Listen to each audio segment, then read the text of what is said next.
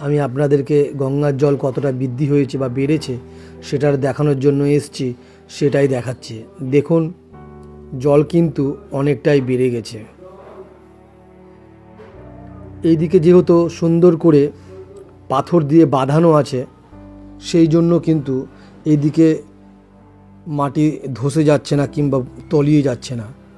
বেনিয়াগ্রাম, জাফরগঞ্জ, শামশেরগঞ্জ, ধুলিয়ান, সুতি এই সমস্ত জায়গায় কিন্তু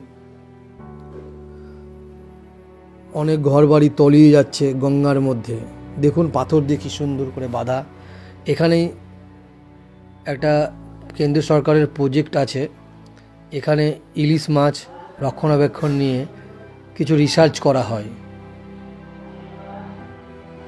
আর এটা সেই ছেলে মেয়েদের ফেমাস জায়গা, সেলফি স্ট্যান্ড। এখানে সকলে এসে সেলফি তুলে। কিন্তু এখন দেখুন গঙ্গার জল কতটাই বৃদ্ধি হয়েছে।